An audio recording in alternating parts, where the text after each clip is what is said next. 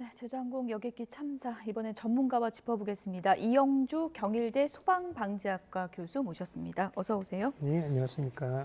네, 지금 저희가 사고 현장도 연결해서 현장 상황도 전해드렸습니다. 지금 신원 확인 작업도 한창이라고 하는데요. 네. 지금 현장에서 가장 좀 애로사항이라 그러면 어떤 게 있을까요? 예, 말씀하신 대로 일단 어쨌든 많은 사망자가 발생을 했습니다만 또 유가족들이 굉장히 또 안타깝고 또 처참한 심정에도 불구하고 시신 자체를 또 확인하기 어려운 지금 상황이거든요. 그래서 어쨌든 현장에서의 어떤 시신에 대한 수습 또 이런 것들이 이 신원에 대한 확인 또 그리고 인도 그리고 후속 정례라든지 그 후속 절차들이 원활하게 이루어지게끔 이런 부분들을 지원을 충분히 하는 부분들이 필요하겠고요.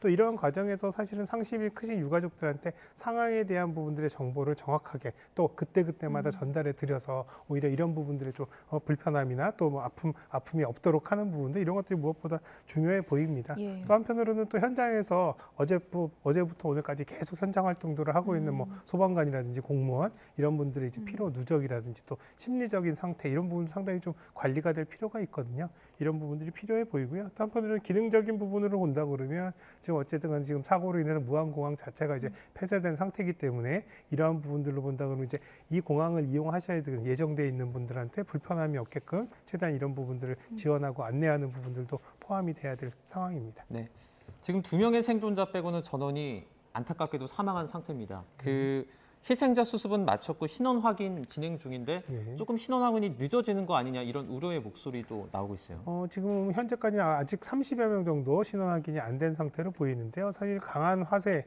또 화재가 워낙에 강했기 때문에 시신이 굉장히 많이 훼손된 상태일 겁니다. 그래서 네.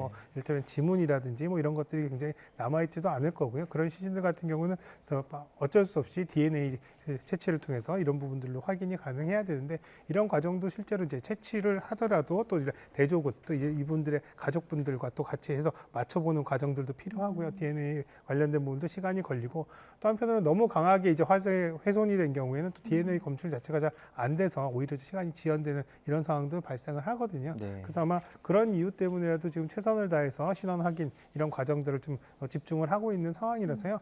모쪼록 이 피해 입으신 분들의 신원 확인이나 이런 것들이 좀 정확하게 다 될 수 있게 빨리 될 수 있기를 좀 바라는 상황입니다. 네. 정확한 사고 원인이야 한 몇 달 정도 걸려야 정확히 네. 나오겠지만 여러 가지 이제 사고 정황이라든지 네. 속속들이 확인되는 것들이 있잖아요. 네.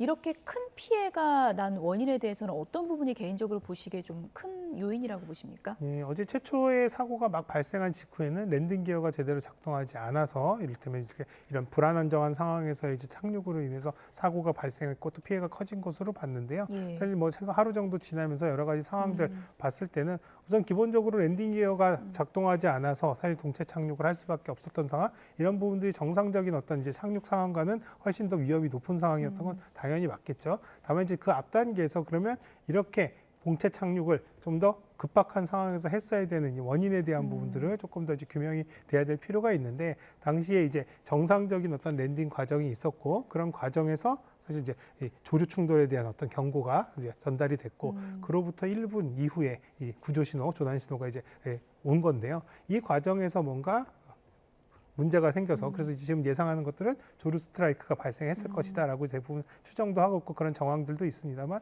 어쨌든 그런 상황들로 해서 기체가 정상적으로 운행을 하거나 또 착륙을 할 수 없는 상황에서 긴박한 상황에서 충분한 안전 조치라든지 또 이런 상황들을 고려할 수 없는 상황에서 랜딩이 이루어졌고 또 공교롭게도 활주로 해서 미끄러지면서 벽에 충돌하는 상황 또 이런 것들이 바로 화재 폭발로 이어져서 사실상 그 안에 계신 분들이 이를테면 스스로 탈출을 한다거나 누군가를 구조한다거나 이런 여러 가지 그런 결을 자체가 없는 예. 순식간에 일어난 어떤 참사였다 이렇게 보는 게 맞을 것 같습니다. 네.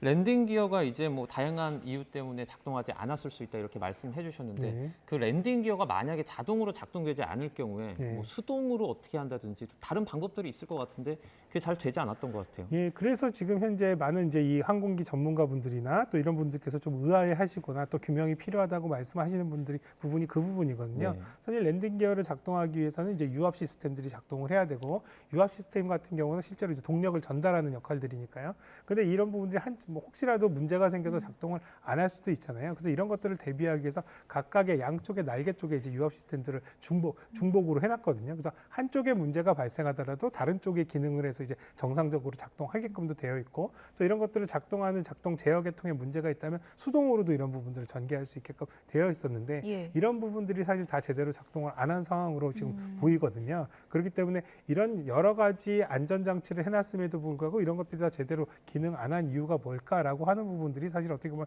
굉장히 확률적으로는 발생하기가 어려운 상황인데 그런 상황이었다라는 것 자체에 대해서 조금 더 면밀한 조사가 필요해 보이고요. 예. 어쨌든 간에 지금 현재는 양쪽의 이런 이 유압계통의 시스템들 작동 자체가 안 된 부분, 그렇기 때문에 사실은 랜딩 기어가 펼쳐지지 않았다라는 거, 이런 부분들로 조금 더 이제 집중이 되고 있는 상황입니다. 그 부분은 이제 비행 기록 장치나 음성 기록 장치 이런 건 이제 추후에 분석해서 더 자세히 좀 알 수 있을 것 같긴 한데 네.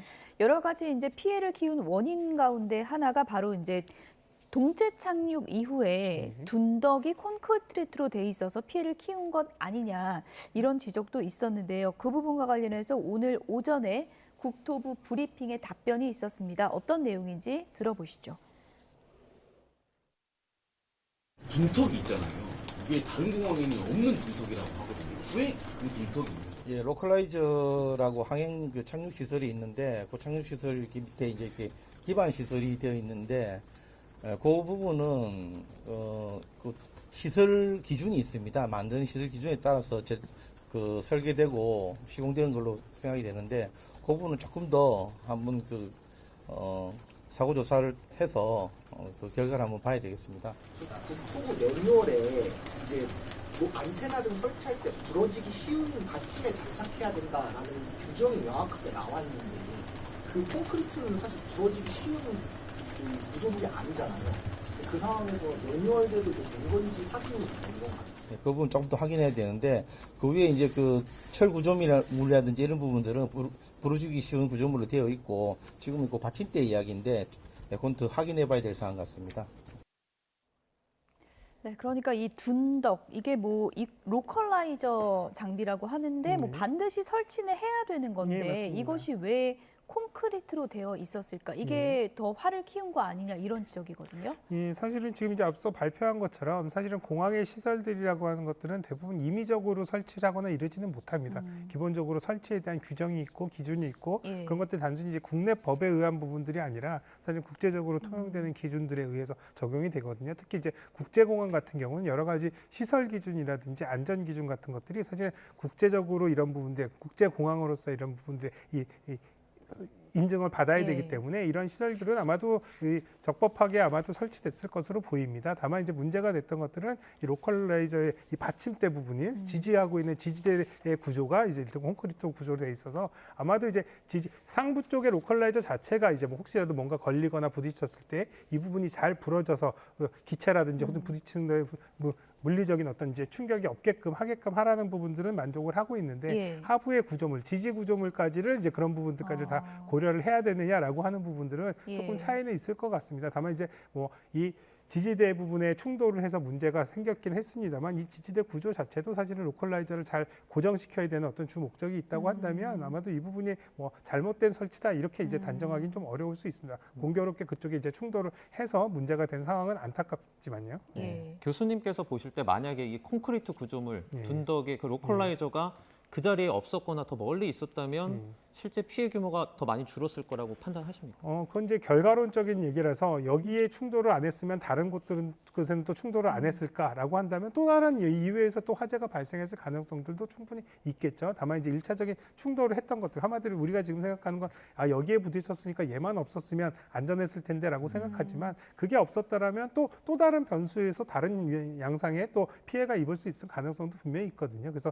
우리가 안타깝게도 이거 좀 미리 신경 써서 없었으면 좋았을 텐데라고 한 아쉬움, 안타까움은 있지만 그게 없었다고 한다 하더라도 다른 상황 또는 다른 유형에서의 어떤 사고들은 위험들은 존재했을 것이다라고 보는 게 맞겠죠. 예. 사고 당시의 상황이 어땠는지 목격자들의 이제 증언도 이어지고 있습니다. 상당히 이제 급박한 상황이었다고 볼 수 있는데요. 어떤 얘기들이 나오고 있는지 얘기를 잠깐 들어보겠습니다.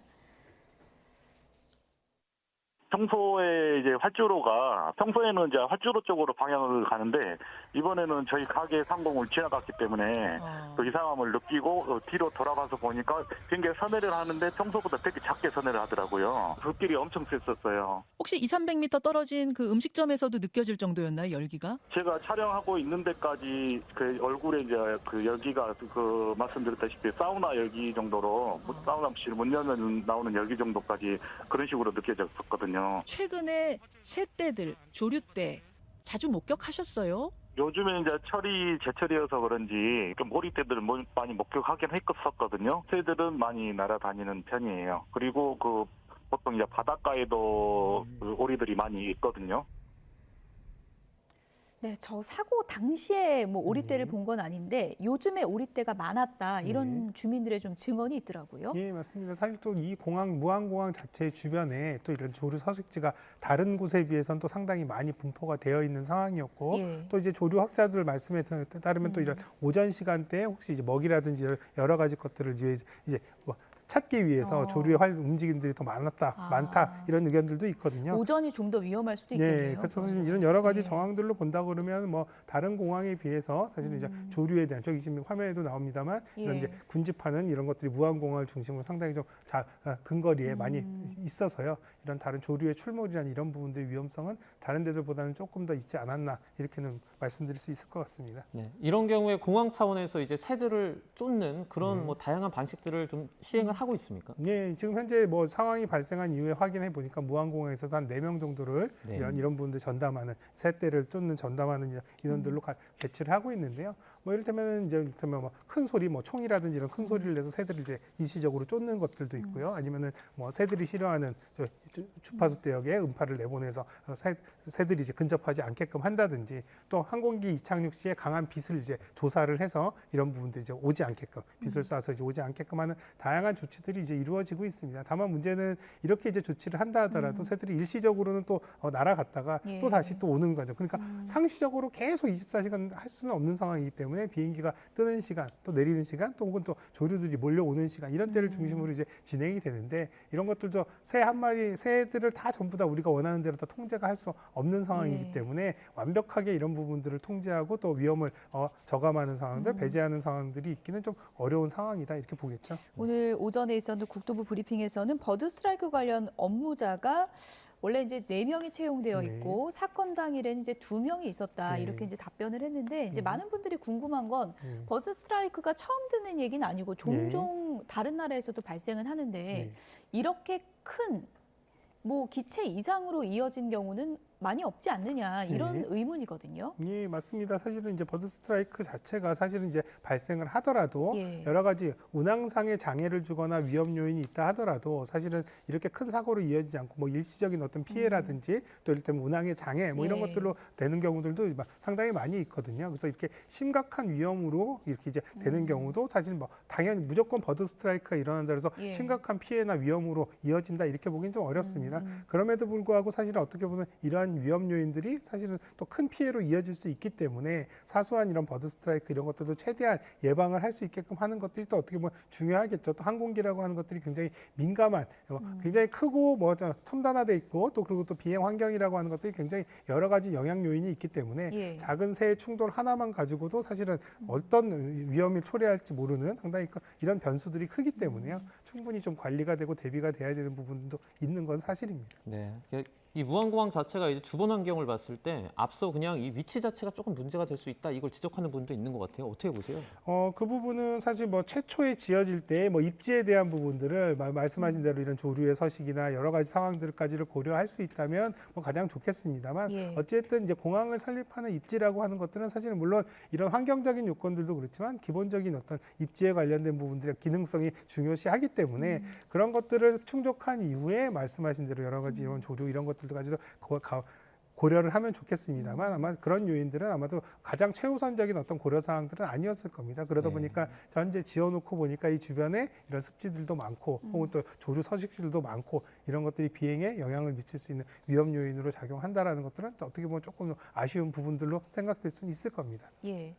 뭐 착륙 당시에 버드 스트라이크로 이제 기체에 이상이 생기는 장면이 이제 뭐 흰 연기가 뿜어져 네. 나오면서 화면으로도 이제 확인해 볼 수 있었는데 이것이 엔진이 기체 내에 이제 2개가 있다고 들었는데 예. 다른 엔진에도 이상이 생긴 건지 아니면은 어디까지 그 기장이 뭐 비행기를 어떻게 할 수 없을 정도로 움직인 건지 이런 모든 그 기록은 블랙박스 통해서 알 수 있을 텐데 이 기록은 어느 정도 기간이 걸리는 건가요? 분석하려면? 지금 이제 블랙박스에도 이제 크게 2가지가 있는데 하나는 예. 이제 운항 기록이 저장돼 있는 장치가 있고요. 예. 하나는 이제 음성 기록. 한마디로 이제 그 내부에서 항공 조종석과 그다음에 이제 이 관제탑과의 예. 교신 내용 그리고 또 이제 조종석 내에서 이제 크루라고 하는 기장과 부기장 또 그 안에 있는 승무원들 간에 이제 서로 소통했던 내용들이 저장이 되어 있으니까요. 이 2가지 기록들을 비교해 보고 또 내용들을 확인해 보면 그 당시에 어떤 위험 요인들이 확인이 됐고 이런 것들에 대해서 어떤 요청을 했고 또 어떤 통제나 지휘를 받았는지에 대한 부분들까지도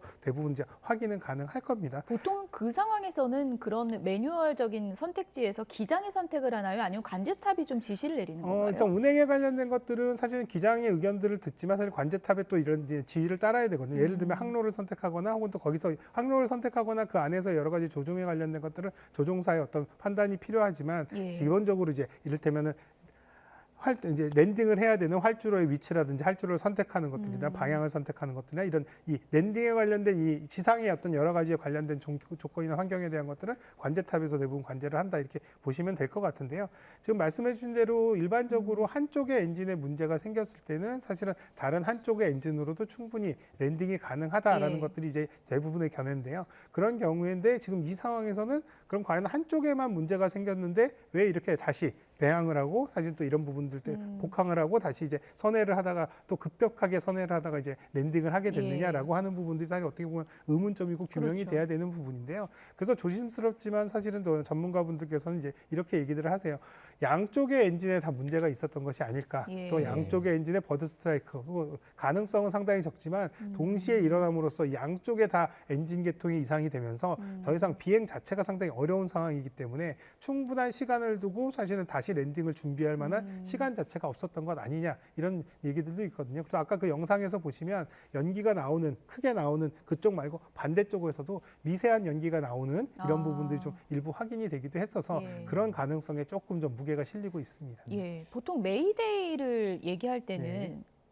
어떤 상황입니까? 매뉴얼적인 측면에서 뭐 기장이 더 이상 어떻게 할 수가 없다라는 의미가 내포되어 있는 건가요? 어떻게 봐야 이거는 이제 됩니까? 승객과 비행기 자체의 이제 이 위험성이 상당히 높다라고 하는 부분들, 그래서 이런 부분들 별도의 조치가 필요하다라는 정상적인 상황이 아닌 부분들, 그래서 이런 부분 때 이제 메이데이를 요청하게 되고요. 이런 상황이라면 이제 이 위급한 상황이라는 것들은 뭐 당연히 이제 알 수가 있고, 다만 이런 위급한 상황에 따라서 여러 가지 필요한 조치들을 관제탑과 교신을 하면서 그러한 필요한 방법들 또 그리고 여러 가지 정보들을 주고받으면서 대비를 하는 것들이죠. 그래서 이제 일단 메이데이가 요청이 됐고, 그러면서 이제 이런 위험 상황에서 다시 랜딩이 안 되고 다시 이제 상승을 하고, 그 이후에 아마도 관제탑에서 이 지금의 01번 원래 랜딩을 하려고 했던 01번 활주로가 아닌 019번 활주로 쪽으로 유도를 한 것으로 보입니다. 예. 그런 위급한 상황에 대한 정보들을 알고 있었기 때문에 예. 그래서 다만 이제 이런 부분들에 유도를 됐지만 짧은 시간에 또 짧은 이제 이 회전 반경으로 그쪽으로 랜딩을 하는 과정에서 이렇게 충분하게 안전한 최적의 안전 상황을 고려한 예. 상태에서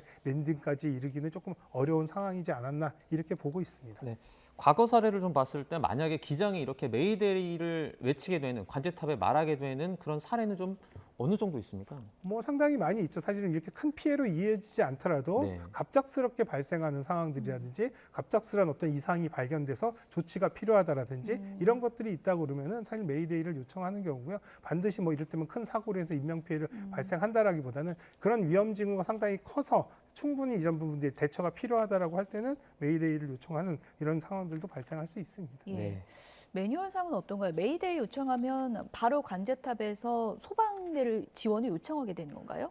이 부분은 조금 이제 다를 수 있는데 메이데이 상황이 이제 어떤 상황이냐에 따라서 좀 다를 수가 있는데 이번 상황 같은 경우는 어찌됐든 간에 만약에 지금 예상대로 양쪽의 엔진에 다 문제가 생겨서 급박하게 이를테면 이제 착륙을 해야 되는 예. 그런 상황이었다면 착륙을 급박하게 함으로써 발생할 수 있는 이번 같은 화재라든지 여러 가지 인명 부상이라든지 이런 것들을 대비해야 되기 때문에 당연히 소방대에 바로 연락을 했을 겁니다. 그래서 소방대에서 이런 긴급한 이런 이제 착륙에 대비를 하게끔 그렇게 했을 거고요. 공항에는 이제 이런 소방대들이 이제 대부분 준비를 하고 있습니다. 일반적인 우리가 지역의 소방대가 아니라 공항에 화재를 전담하는 상시 대기가 예, 돼 맞습니다. 있군요. 공항 예. 소방대들을 갖추고 있거든요. 왜냐하면 공항에서 발생하는 이 항공기 화재는 굉장히 특수하기 때문에 위험성도 크고 또 그리고 진압 방법도 다르기 때문에요. 아. 이거에 특화된 이런 이제 이 훈련된 이 소방대들을 갖추고 있어서 진압 아마 방법이 어떻게 달라요? 진압 방법 같은 경우는 사실은 이제 일반적으로는 예. 물을 사용해서 불을 끕니다만 예. 항공기 화재 같은 경우는 대부분 이제 유류 화재고 굉장히 화세도 강하고 이렇게 아. 형성이 되기 때문에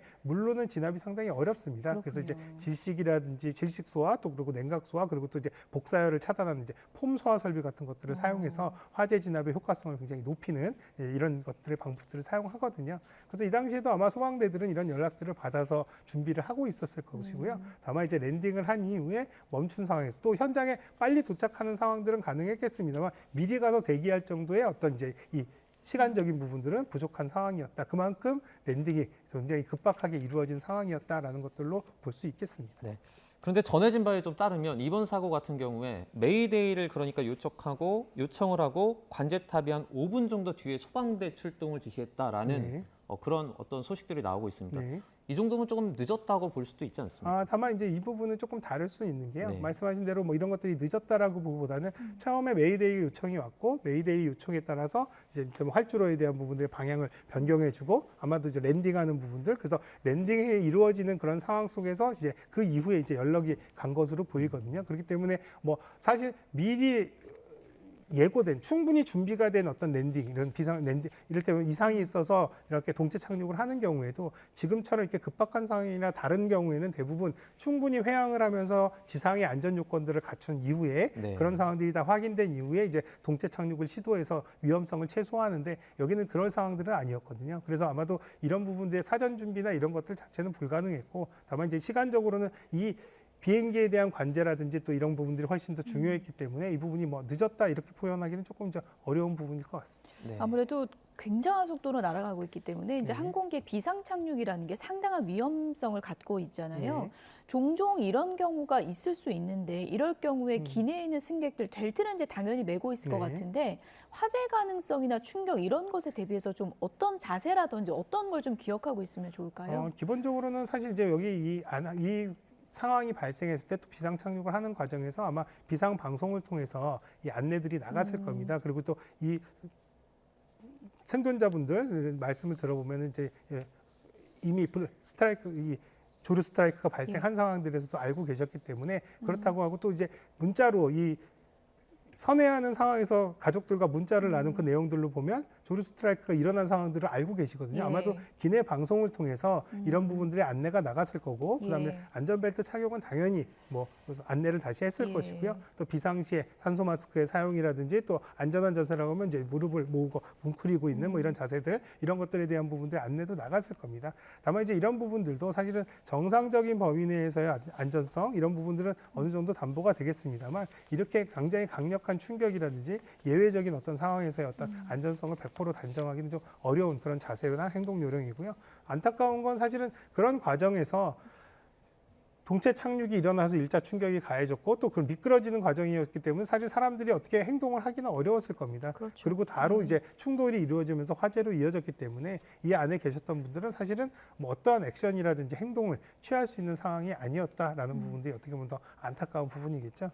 상당히 제한적인 어떤 상황일 텐데 만약에 이제 화재가 발생했을 때를 대비해서 그러니까 유독가스가 발생해서 인명 피해가 발생할 수 있지 않습니까? 네. 안에서 조금 어떻게 대비할 수 있는 방법 같은 건 없습니까? 실제로 이제 기내에서는 사실은 이제 뭐 화재가 발생했을 때 기내 안에서의 화재라고 한다면 네. 대부분은 바로 초동에 진화가 되기 때문에 유독가스의 발생 위험이나 이런 부분들은 사실은 그렇게 크게 영향을 미치진 않을 겁니다. 네. 우리가 이제 건물 안에서도요 화재가 발생했을 때 사람이 많은 공간에서는 의외로 화재가 빨리 발견되거든요. 이제 네. 휴먼 디텍팅이라서 빨리 알게 되면 빨리 진압이 되기 때문에 사실 유독가스의 위험성이나 이런 것들이 상대적으로 높은 그런 유형들은 아닐 겁니다. 다만 네. 이제 비행기에서 화재가 외부 화재라든지 이렇게 이제 추락을 했을 때 화재 폭발의 위험성이 있으니까 빨리 대피를 하는 것들이 굉장히 중요하거든요. 다만 문제는 비행기의 이제 아시다시피 구조 자체가 좌석들 간격이 굉장히 좁고 가운데 복도 하나로 많은 사람들이 동시에 몰리게 되는 상황이라면 오히려 충분히 시간을 두고 질서를 지키면 대피가 가능함에도 불구하고 대피가 안 돼서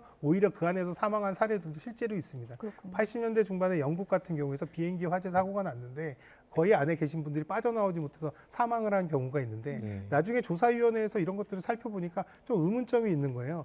비행기가 착륙하고 충분히 대피할 시간이 있었는데 대피를 못하고 그 안에서 나중에 다 사망을 한 상황들이 뭘까라고 했더니 이 안에서 사람들이 질서를 지키지 않고 너무 위급한 상황이니까 서로 빨리 나가겠다고 출구 쪽으로 몰리다 보니까 이런 뭐 체류 때문에 더 이상 빨리 대피가 안 된 상황이거든요. 그래서 제가 말씀드리고 싶은 건 위급한 상황에서는 승무원들의 안내 또 그리고 승무원들이 지정돼 있는 여러 가지 어떤 지시하는 행동이라든지 이런 것들에 따라서 질서를 유지해서 대피를 하신다고 그러면 사실 시간적 여유가 있다면 충분히 대피를 하실 수가 있거든요. 물론 이번 사고 같은 거는 그런 대피할 이런 시도 자체도 할 수 없을 만큼의 순식간에 이루어졌지만 다른 비행기에서의 대피할 때는 이런 질서 유지 또 그리고 승무원의 이런 이 유도에 따라서 적극적으로 임해 주시는 것들이 가장 좋은 방법이다 말씀을 드리고 싶습니다. 네. 어쨌든 이번에 항공기가 그 비상 착륙을 할 때 뭐 이런 아쉬움을 제기하는 분들도 있습니다. 속도를 줄일 수 있는 혹은 화염을 냉각할 수 있는 그런 물질들을 도포하는 작업이 동시에 좀 진행됐다면 어땠을까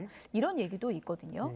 근데 사실은 말씀드린 대로 화재 진압이라는 게 어찌됐든 막 폭발이 일어나거나 불길이 너무나 강한 상태에서는 사실 진압 자체가 불가능하고요.